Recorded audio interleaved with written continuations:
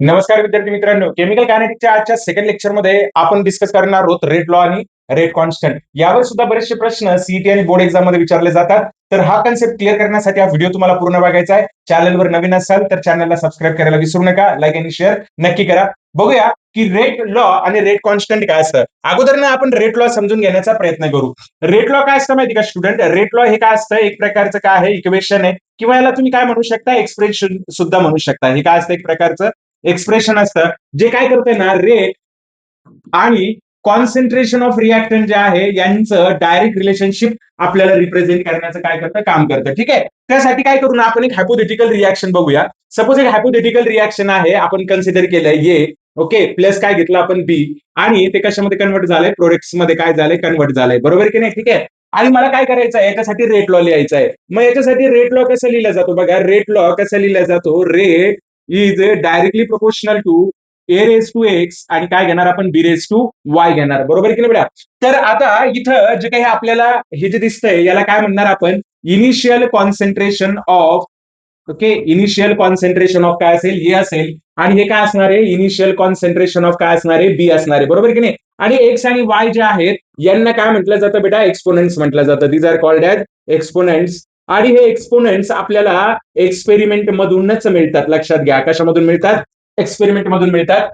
एक पॉईंट सगळ्यांनी लक्षात घ्यायचा आहे की एक्स आणि वाय हे जे दोन आहेत हे कोइफिशियंट नाहीये, हे एक्सपोनेंट्स आहेत जे एक्सपेरिमेंटली डिटरमाइन करता येतात. आणि त्याचा आणि कोइफिशियंटचा काहीही संबंध नसतो. कोइफिशियंट आणि एक्सपोनंट दोन्ही सारखे असू पण शकतात आणि नसू पण शकतात. बरोबर की नाही? म्हणून कोणत्याही इक्वेशनचा ज्यावेळेस आपण रेट लिहितो तर रेट कसा लिहिणार माहिती आहे तुम्हाला, रेट इज इक्वल टू काय लिहिणार आपण, के. इथे काय येणार, ए रेस टू एक्स, आणि काय येणार, बी रेस टू काय येणार बेटा, वाय येणार. ठीक आहे. So this is the what, rate law. हा जनरल रेट लॉ जो आहे तो आपण एक्सप्रेस करतो. हे एक्स आणि वाय कोइफिशियंट नसल्यामुळे हे जे एक्सपोनेंट्स आहेत हे एक्सपोनेंट होल नंबर असू शकतात, म्हणजे इंटेजर व्हॅल्यू असू शकतात, हे काय असू शकतात, हे फ्रॅक्शन असू शकतात, किंवा हे झिरो सुद्धा असू शकतं बेटा. हे लक्षात ठेवायचं आहे आपल्याला. बरोबर की नाही? ठीक आहे. आणि आता इथं जो के आपण लिहिलाय ना, हा जो के आपण लिहिलाय याला म्हणतात रेट कॉन्स्टंट. याला काय म्हणतात बेटा, it is called as rate constant. याला काय म्हणणार होतं आपण, रेट कॉन्स्टंट म्हणणार आहे. सो रेट लॉला जर का मला डिफाईन करायचं झालं तर मी रेट लॉला कसं डिफाईन करणार बेटा, rate law is the expression, okay, in which rate is directly proportional to concentration of reactant which are power of their exponent and those exponents are calculated by experiment only. ते एक्सपेरिमेंटलीच आपल्याला काय करता येणार आहेत, calculate करता येणार आहेत. ठीक आहे. चला आता रेट कॉन्स्टंट बद्दल थोडंसं जाणून घेण्याचा प्रयत्न करूया की रेट कॉन्स्टंट एक्झॅक्टली काय असतो ते. ठीक आहे. आताच आपण इक्वेशन लिहिलंय बेटा. काय इक्वेशन लिहिलं आपण, रेट इज इक्वल टू काय घेतलं आपण, के, आणि काय घेतलं इथं, ए रेस टू एक्स, आणि काय घेतला, बी रेस टू वाय. तर ह्या के ला काय म्हटलं जातं, प्रोपोर्शनॅलिटी कॉन्स्टंट म्हणा, किंवा याला काय म्हणू शकता तुम्ही, रेट कॉन्स्टंट सुद्धा म्हणू शकता. बरोबर की नाही? ठीक आहे. आता रेट कॉन्स्टंट काय असतो, सपोज मी काय केलं ना की ए इज इक्वल टू काय घेतलं, बी, आणि इज इक्वल टू काय घेतलं, वन. म्हणजे सगळ्यांचं कॉन्सन्ट्रेशन मी काय घेतलं बेटा, युनिटी जर मी घेतलं तर रेट इज इक्वल टू काय येणार बेटा, रेट इज इक्वल टू काय येणार, के. बरोबर की नाही? म्हणजेच के काय असणार आहे, K is the rate constant, K is the rate constant of reaction having all reactant concentration, सगळ्या रिएक्टंट कॉन्सन्ट्रेशन जे आहेत, ओके, युनिटी. आणि त्यांचे रिएक्टंट कॉन्सन्ट्रेशन काय असतील, युनिटी असतील. याच्यामध्ये एक गोष्ट आपल्याला सगळ्यांना लक्षात ठेवायची आहे बेटा, unit of rate constant unit of rate constant depends upon the order of reaction. Okay, हे कशावर डिपेंड असणार आहे, depends upon the order of reaction. तर रेट कॉन्स्टंटच्या युनिटवर सुद्धा भरपूर सारे प्रश्न आपल्याला विचारले जातात. आणि हे कशावर डिपेंड असतं बेटा, ऑर्डरवर डिपेंड असतं. ज्यावेळेस मी इंटिग्रेटेड रेट लॉ आपले संपून पूर्ण होतील त्यावेळेस मी तुम्हाला रेट कॉन्स्टंटचे युनिट आणि ऑर्डर यांचं कसं रिलेशन असतं ते शिकवणारे फार इम्पॉर्टंट पॉईंट आहे हा, हे आपल्याला समजून घ्यायचं आहे. बरोबर की नाही? मग रेट कॉन्स्टंट जो आहे, रेट कॉन्स्टंटला यांच्या कॉन्सन्ट्रेशनशी काही घेणं देणं नाही. पुन्हा एक पॉईंट सांगतोय बघा, it it is independent it is independent over the concentration of reactant. हे कशावर इंडिपेंडेंट असणार आहे, कॉन्सन्ट्रेशन ऑफ रिएक्टंट वर इंडिपेंडेंट. रेट डिपेंडेंट असतो, रेट कॉन्स्टंट रिएक्टंटच्या कॉन्सन्ट्रेशनवर डिपेंडेंट नसतो. हे आपल्याला काय करायचंय, समजून घ्यायचंय. ठीक आहे. आता रेट कॉन्स्टंटच्या काही प्रॉपर्टीज पण असतील ज्या की आपल्याला बघायचंय, फॅक्टर्स जे आहेत. तर रेट कॉन्स्टंटला कोणकोणते फॅक्टर अफेक्ट करतात बघा, रेट कॉन्स्टंट जो आहे तो. ठीक आहे. सगळ्यात पहिलं रेट कॉन्स्टंटला कोण अफेक्ट करतं, तर टेम्परेचर अफेक्ट करणार बेटा. कोण अफेक्ट करणार, टेम्परेचर. सेकंड वन कॅटलिस्ट जो असतो तो सुद्धा रेट कॉन्स्टंटला काय करतो, अफेक्ट करतो बेटा. आणि तिसरं जे आहे नेचर ऑफ रिॲक्टंट जे आहे, नेचर ऑफ रिॲक्टंट हे सुद्धा काय करत असतं, रेट कॉन्स्टंटला काय करत असतं, अफेक्ट करत असतं. Temperature is very important factor. आपण या टॉपिकच्या शेवटी ना इफेक्ट ऑफ टेम्परेचर आणि effect of catalyst on the rate of reaction हे आपण काय करणार आहोत, स्टडी करणार आहोत. आर्हेनियस इक्वेशन मध्ये पण आपल्याला हे शिकायला मिळेल, समजायला मिळेल. बरोबर आहे. तर हा आहे रेट कॉन्स्टंट. आणि लक्षात घ्या रेट कॉन्स्टंटचं युनिट जे आहे हे युनिट ऑर्डरवर काय असतं, डिपेंड असतं. रेटचं युनिट फिक्स आहे स्टुडंट. रेटचं युनिट काय असणार आहे, रेटचं युनिट काय असणार आहे, मोलार पर सेकंड, और आपण काय लिहू शकतो, मोल पर लिटर काय लिहू शकतो, पर सेकंड पण आपण काय करू शकतो, लिहू शकतो. हे रेटचं युनिट काय असणार आहे, फिक्स असणार आहे. परंतु जे काही रेट कॉन्स्टंटचं युनिट आहे ते मात्र ऑर्डरवर डिपेंड असणार आहे. मी वारंवार इन्सिस्ट करतोय कारण की रेट कॉन्स्टंट आणि त्याच्या युनिटवर खूप सारे प्रश्न विचारले जातात, लॉजिकल क्वेश्चन्स आपल्याला विचारले जातात. ठीक आहे. आता आपल्याला समजून घ्यायचं बेटा order of reaction.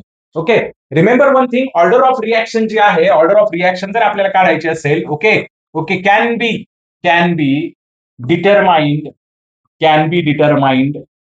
Okay, only from rate law equation. जे रेट लॉ असणारे किंवा रेट लॉ इक्वेशन असणारे त्याच्यावरनच आपण याला काय करू शकतो बेटा, डिटरमाइन करू शकतो. काय, ऑर्डर ऑफ रिॲक्शन. आता ही ऑर्डर ऑफ रिॲक्शन जी आहे ना बेटा, ही ऑर्डर ऑफ रिॲक्शन कशी बघितलं जाते बघा. मी तर लिहितोय रेट इज इक्वल टू काय लिहिणार आहे, के, ए रेस टू काय घेणार बेटा, एक्स, आणि बी रेस टू काय घेणार, वाय. बरोबर की नाही. आणि आता मला काय करायचंय, ह्या रेट लॉ वरनं मला ऑर्डर काढायची रिॲक्शनची. तर रिॲक्शनची ऑर्डर काढण्याचे कसे म्हणजे कसे टर्म्स आहेत बघा. पहिलं इन टर्म्स ऑफ ए. तर इन टर्म्स ऑफ काय असणार आहे, एक्स ऑर्डर असणार आहे. मी नंतर एक्सप्लेन करतोय तुम्हाला. ठीक आहे. नंतर काय करणार आहे, इन टर्म्स ऑफ कुणाच्या टर्म्स मध्ये बघायचं आहे, इन टर्म्स ऑफ बी बघायचं आपल्याला. कोणती ऑर्डर असेल बेटा, तर वाय ऑर्डर असेल. आणि ज्यावेळेस मी काय करणार, याची ओव्हरऑल ऑर्डर बघणार बेटा. कोणती ऑर्डर, ओव्हरऑल ऑर्डर ज्यावेळेस मी बघणार त्यावेळेस एक्स प्लस काय असणार आहे, वाय ऑर्डर असणार आहे. आता तुमच्या लक्षात आलं असेल की रेट लॉ वरूनच ऑर्डर कशी काढली जाते. रिॲक्टंटच्या टर्म्स मध्ये जर का तुम्हाला ऑर्डर बघायची असेल तर रिॲक्टंटच्या टर्म मध्ये रिॲक्शनची जी ऑर्डर आहे, ओके, रिॲक्टंटच्या टर्म मध्ये जी ऑर्डर आहे, it is equal to the exponent of the reactant concentration written in to the rate law. मी काय सांगतोय बघा, it is equal to the exponent of the reactant concentration written in to the rate law. Rate law मध्ये जे काही मी लिहिलेलं असेल, जो काही त्याचा एक्सपोनेंट असेल, तीच त्याची काय असणार आहे, ऑर्डर असणार आहे. ए साठी एक्स एक्सपोनंट आहे आणि बी साठी वाय एक्सपोनंट आहे. त्यामुळं एच्या टर्म मध्ये एक्स ऑर्डर असेल, वायच्या टर्म मध्ये वाय ऑर्डर असेल. And overall order is nothing but the sum of exponents of the reactant concentration written in to the rate law of the reaction. रिॲक्शनच्या rate law मध्ये जे काही exponent आपण लिहिलेले आहेत त्या एक्सपोनेंटचे ऍडिशन म्हणजेच काय असते, तर त्या रिॲक्शनची ओव्हरऑल ऑर्डर असते. लक्षात घ्या, the order of reaction in terms of reactant is equal to the exponent of the reactant concentration written into the rate law, and overall order of reaction is the sum of exponent of the reactant concentration written into the rate law of reaction. हे आपल्याला लक्षात ठेवायचं आहे. Rate law लिहिला की order काढणं आपल्याला काय जातं बेटा, सोपं जातं. Let us see. आता आपल्याला काय करायचं, याच्यावरचे प्रॉब्लेम पण आपण स्टार्ट करणार आहोत. ऑर्डर लक्षात आली असेल तुम्हाला, ती 0 फ्रॅक्शन मध्ये असू शकते, 1 असू शकते, 2 असू शकते. कोणत्याही प्रकारे आपण काय करू शकतो, त्याला लिहू शकतो. आता इथे आलेलं आहे बघा युनिट्स ऑफ रेट कॉन्स्टंट. काय आलेलं आहे, unit of rate constant. So बघा रेट इज इक्वल टू काय असतं बघा, रेट इज इक्वल टू काय असतं, के, आणि काय असणार आहे, कॉन्सन्ट्रेशन ऑफ ए. एक्स ची व्हॅल्यू काही असू शकते. बरोबर की नाही. ठीक आहे. मग केचं युनिट काय असणार बेटा, सांगा. रेट आपण काय असणार आहे, concentration of A raise to काय असणार आहे, एक्स असणार आहे. बरोबर आहे की नाही, काय असणार आहे. ओके. आता बघा, जर का सपोज, ओके, जर का सपोज एचं कॉन्सन्ट्रेशन, रेटचं कॉन्सन्ट्रेशन आपल्याला माहिती आहे काय असतं, मोल पर सेकंड. ओके, किंवा आपण असं लिहू, ओके, मोल पर लिटर काय लिहायचं आपल्याला, पर सेकंड लिहायचं. बरोबर की नाही, मोल पर लिटर काय लिहू आपण, पर सेकंड. आता आपल्याला माहिती याचं कॉन्सन्ट्रेशन काय असतं, याचं कॉन्सन्ट्रेशन काय असणार आहे, मोल पर लिटर. आता एक्स ची व्हॅल्यू आपण डिटरमाइन करायची, जी काही व्हॅल्यू असेल ती इथं काय करायची, आपण पुटअप करायची. मग ती 0 असेल तर अल्टिमेटली 1 होईल, रेट सेम होणार. ती जर 1 असेल तर हे काय होऊन जाईल, कॅन्सल होऊन जाईल. त्या पद्धतीनं आपण काय करू शकतो, त्याची व्हॅल्यू लिहू शकतो. सो युनिट ऑफ के काय, unit of K depends upon value of x, depends upon the value of काय असेल, एक्स असेल, value of x which is the exponent. और एक्सपोनंट जो आहे बेटा कुठून निघतो, हा जो एक्सपोनंट हा एक्सपेरिमेंटलीच आपल्याला काय करता येतो, फाइंड आउट करता येतो. तर हे झालं रेट लॉ आणि रेट कॉन्स्टंटच्या बाबतीत. अजून याच्यातल्या बऱ्याचशा ट्रिक्स आणि टिप्स बाकी आहेत. आणि हा जो केमिकल कायनेटिक्स टॉपिक आहे हा अजून 4 ते 5 लेक्चर आपण काय करणार आहोत, स्टडी करणार आहोत. त्यामुळे सगळे व्हिडिओ बघायचे. एकदा ते बघितलं की तुमचं नक्कीच केमिकल कायनेटिक्स क्लिअर होणार. बरोबर की नाही. ठीक आहे. चालेल. आता बघा याच्यामध्ये समरी आपल्याला जो समरी दिलाय म्हणजे आतापर्यंत जे काही मी शिकवलंय तुम्हाला किंवा मी जे काही एक्सप्लेन केलंय बरोबर आहे की नाही त्याचा समरी रेट लॉ रिलेट करतो बेटा कशाला रिलेट करतो रेट आणि कशाला कॉन्सन्ट्रेशनला हे तर आपण आताच बघितलंय. Order determine experimentally only order ही फक्त एक्सपेरिमेंटली डिटरमाइन करता येते नंतर त्याच्या मेथडॉलॉजी आपण बघणार आहोत. Rate constant depends on the temperature does not depend on the concentration तो फक्त कशावर डिपेंड असतो टेम्परेचरवर काय असतो डिपेंड असतो. चला काही प्रॉब्लेम सॉल्व्ह करूया.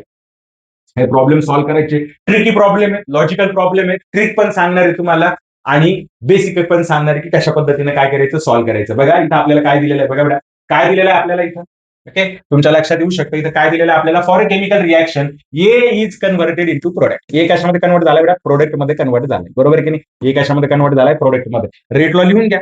काय सांगितलं त्यांनी the rate of reaction doubles when the concentration of is increase by factor 4 the order of reaction is रिएक्शनची ऑर्डर काय असायला पाहिजे. चला आपण काय करूया याचा रेट लॉ लिहून घेऊया एकदा बरोबर की नाही म्हणजे रेट लॉ लिहिलं की आपल्याला अडचण येणार नाही. ओके चालेल बघा काय येणार बघा याचा रेट लॉ काय येणार के आणि काय येणार ए रेस टू काय येणार एक्स काय येणार ए रेस टू काय घेणार आपण एक्स कारण की हेच दिलेलं आहे आपल्याला बरोबर की नाही हा रेट वन आपण घेऊया बरोबर की नाही. आता रेट टू आपल्याला काय दिलेलं आहे बेटा रेट टू आपल्याला काय दिलेलं आहे के आणि एचं कॉन्सन्ट्रेशन काय केलंय concentration of A is increase by factor 4 दिसतंय का तुम्हाला कितीनं चेंज केलंय फॅक्टर 4 न काय केलंय चेंज केलंय बरोबर आहे की नाही ठीक आहे.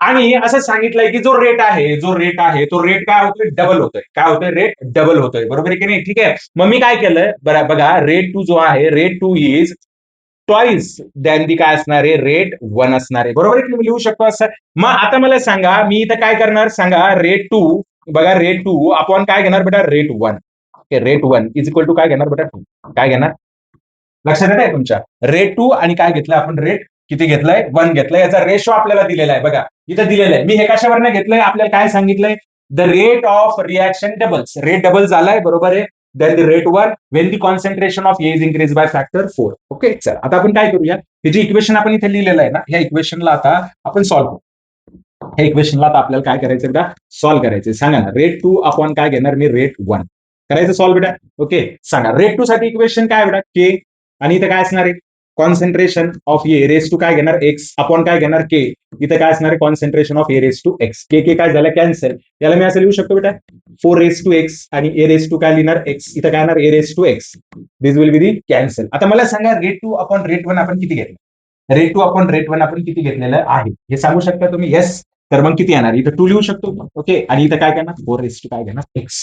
आता याची व्हॅल्यू काय असेल सांगू शकता तुम्ही एक्सची व्हॅल्यू काय असणार येस एक्सचा म्हणजे याचं काय घेणार आपण बरोबर आहे की नाही. मग मी याला जर का असं लिहिलं बेटा असं लिहिलं तर ओके सो याला मी असं लिहू शकतो ओके काय लिहू शकतो बरोबर आहे की नाही म्हणजेच काय आलंय आपल्या इथे एक्स ची व्हॅल्यू किती आली बेटा हाफ आली so X is equal to काय असणार आहे हाफ हाफ म्हणजेच किती असणार आहे बेटा 0.5 आन्सर मिळालाय आपल्याला म्हणजे रिएक्शनची जी ऑर्डर असणार आहे ती कोणती ऑर्डर असणार आहे हाफ ऑर्डर असणार आहे. होप स्टुडंट तुम्हाला कळालं असेल लक्षात आलंय ना सगळ्यांच्या बरोबर की नाही ठीक आहे चालेल. आता पुढचा प्रॉब्लेम बघूया आपण रिएक्शनची ऑर्डर आपल्याला मिळालेली 0.5 प्रॉब्लेम आपल्याला दिलेला आहे बघा ज्यावेळेस प्रॉब्लेम दिलेला असेल ना तर आपण एक लक्षात ठेवायचं आहे की आपल्याला फक्त रिएक्टंट बघायची काय बघायची रिएक्टंट कारण की रिएक्टंटच्या टर्म मध्येच रेट लॉस हा प्रॉब्लेम आपल्याला दिलेला आहे बघा तुम्ही आणि त्याच्यात असं सांगितलंय आपल्याला काय when the concentration of A is double इथे लक्ष द्या कॉन्स्टंट बी ठेवलंय कॉन्सन्ट्रेशन म्हणजे फक्त एचं डबल केलंय आणि रिएक्शनचा रेट जो आहे तो कितीनं वाढलाय 4 टाईमनं वाढलाय आणि ज्यावेळेस बीचं डबल केलं एचं कॉन्स्टंट ठेवून त्यावेळेस रेट सुद्धा काय झाला बेटा डबल झालाय. What is the rate law असं आपल्याला त्यांनी विचारलंय फार इंटरेस्टिंग प्रॉब्लेम आहे याला आपण सॉल्व्ह करूया ठीक आहे. अगोदर काय करू आपण रेट वन लिहून घेऊ ठीक आहे रेट वन आपल्याला लिहून घ्यायचा आहे काय असतो rate one A raise to X आणि काय असतं बेटा बी रेस टू काय असेल वाय असेल आणि त्यानंतर रेट टू आपल्याला लिहून घ्यायचं आहे त्याच्यामध्ये काय सांगितलंय त्यांनी एचं कॉन्सन्ट्रेशन त्यांनी काय केलंय डबल केलंय बरोबर की नाही आणि त्याच्यानंतर रेट थ्री पण लिहून घेऊ म्हणजे तिसरी कंडिशन पण लिहून घेऊ ज्याच्यामध्ये एचं जे कॉन्सन्ट्रेशन आहे त्यांनी काय ठेवलंय ऍज इट इज ठेवलंय पण बीचं मात्र काय केलंय डबल केलंय कॉन्सन्ट्रेशन. त्यानंतर आपल्याला काही कंडिशन त्यांनी दिलेल्या आहेत त्यांचं म्हणणं काय आहे की रेट टू जो आहे तो काय होणार आहे किती फॅक्टरनं वाढणार आहे 4 फॅक्टरनं वाढणार आहे कोणापेक्षा रेट वन पेक्षा म्हणून मग मी काय लिहू शकतो बेटा सांगा rate two upon rate one is equal to काय घेऊ शकतो मी 4 घेऊ शकतो हे फार महत्वाचं आहे हे इक्वेशन फार महत्वाचं आहे ओके. आणि त्याच्यानंतर दुसरी कंडिशन काय दिलेली बेटा आपल्याला दुसरी कंडिशन काय दिली त्यांनी की रेट थ्री जे आहे rate three is twice than the rate काय असणार आहे वन असणार आहे. मग मी इथं काय लिहितो बेटा बघा रेट 3 आपण काय लिहितो, रेट 1 लिहितोय, बरोबर की नाही, आणि किती येणार इथं 2 येणार, बरोबर की नाही. हाही इम्पॉर्टंट फॉर्म्युला कारण की यांचा आपल्याला आता काय करायचं आहे, यूज करायचा आहे. यांचा यूज करूनच पुढे आपल्याला प्रॉब्लेम काय करायचा आहे, सॉल्व्ह करायचा आहे, बरोबर की नाही. ठीक आहे, चालेल. आता प्रॉब्लेम आपण सॉल्व्ह करूया. बघा, आपण पहिली कंडिशन घेऊया. पहिला जो इक्वेशन आपल्याला दिलेला आहे, रेट 2 आपण काय घ्यायचंय बेटा, आपल्याला रेट 1 घ्यायचंय, बरोबर की नाही. के मी काय लिहिणार, 2 रेस टू एक्स, इथे काय घेणार, ए रेस टू एक्स, आणि काय घेणार, बी रेस टू वाय, बरोबर की नाही. ठीक आहे, कसं सॉल्व्ह केलं तुम्हाला माहिती, 2 रेस टू एक्स, इथे काय येणार के, काय येणार ए रेस टू एक्स, आणि काय येणार बेटा बी रेस टू काय येणार आहे वाय. आता काय होईल, हे दोन्ही कॅन्सल होतील, हे पण काय होईल, कॅन्सल होईल. आणि रेट 2 आपण रेट 1 ची व्हॅल्यू आपल्याला किती दिलेली आहे बेटा, 4 दिलेली आहे, मग मी काय लिहिणार 4, बरोबर की नाही. आता 4 2 चा पॉवर किती असायला पाहिजे, म्हणजे 4 येईल, म्हणजे एक्स ची व्हॅल्यू किती असायला पाहिजे बेटा, 2 असायला पाहिजे. किती असायला पाहिजे, 2 असायला पाहिजे. सिमिलरली आता आपण काय करू ना, वाय ची व्हॅल्यू काढण्यासाठी पण इक्वेशन पुटअप करू. ठीक आहे, चला, वाय ची व्हॅल्यू काढण्यासाठी आपण काय करणार ना, रेट 3 आपण काय करू, रेट 1 घेऊ. ओके, आणि काय करायचं आपल्याला, के आता इथं काय ठेवलं बेटा आपण, ए रेस टू एक्स, इथं काय ठेवणार आपण, 2 रेस टू वाय ठेवणार, बरोबर की नाही, आणि बी रेस टू काय घेणार वाय.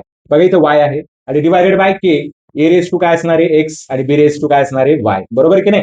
आता बघा हे सगळं काय होईल, कॅन्सल होईल, आणि काय राहणार इथं, रेट 3 अपॉन रेट 1 किती दिले आपल्याला, 2 2 रेस टू काय येणार बेटा वाय, आणि therefore Y is equal to किती असेल बेटा, 1 असेल, बरोबर की नाही. आणि यावर फायनली आपण काय करू शकतो, रेट लॉ लिहू शकतो. मग मला सांगा रेट काय येणार बेटा, रेट इज इक्वल टू काय येणार, के ए चा पॉवर किती येणार 2, आणि बी चा पॉवर किती असणार आहे 1. आणि या रिएक्शनची जी ऑर्डर आहे ही कोणती असेल, थर्ड ऑर्डर असेल. होप तुम्हाला कळालं असेल. इक्वेशन आपल्याला व्यवस्थित वाचायचे. अशा प्रकारचे प्रॉब्लेम खूप वेळा बोर्डमध्ये आलेले आहेत, सीटी मध्ये पण येतात, डायरेक्टली ऑर्डर विचारली जाते, पण या अशा पद्धतीने तुम्हाला काय करावं लागणार आहे, सॉल्व्ह. एक ट्रिक पण देतो स्टुडंट, बघा ट्रिक पण देतोय.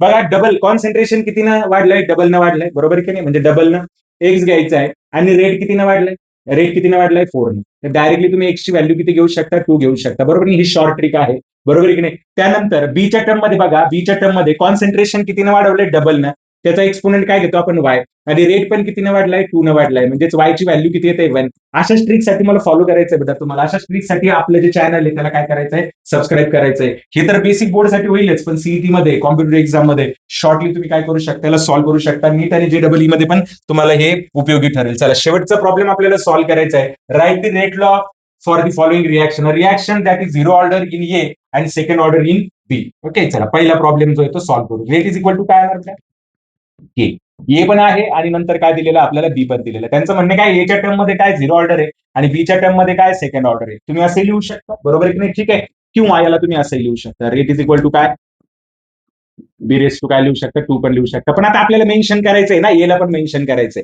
तर आपण लिहू शकतो, असं पण लिहू शकतो. बोर्डासाठी तुम्ही हेच फॉलो करा. कॉम्पिटेटिव्ह एक्झाम मध्ये असं लिहून आलेलं असेल तिथं, तर ते पण काय करायचं, लक्षात ठेवायचंय. ठीक आहे, चालेल. नेक्स्ट आपल्याला काय दिलं बघा, reaction that is second order in NO and first order in BR2. तर त्या रिएक्शनचा रेट आपल्याला लिहायचा आहे. So rate is equal to काय येणार बेटा, के काय दिलं आपल्याला, सेकंड ऑर्डर इन एनओ, एनओच्या टर्म मध्ये काय दिलं आपल्याला, सेकंड ऑर्डर आहे, आणि BR2 च्या टर्म मध्ये काय आहे, फर्स्ट ऑर्डर आहे. तर असंही आपण काय करू शकतो, याला लिहू शकतो. होप स्टुडंट तुम्हाला कळालं असेल. हे तिन्ही प्रकारचे न्यूमेरिकल ना तुम्हाला रेट लॉ वर काय केले जातात, विचारले जातात. व्हिडिओ आवडला असेल तर नक्की लाईक करा, चॅनलला सबस्क्राईब करायला विसरू नका, आणि केमिकल कायनेटिक्सचं पुढचं लेक्चर लवकरच मी घेऊन येतोय, त्यासाठी चॅनलला सबस्क्राईब करून बेल आयकन दाबून ठेवा, जेणेकरून तुम्हाला नोटिफिकेशन मिळेल.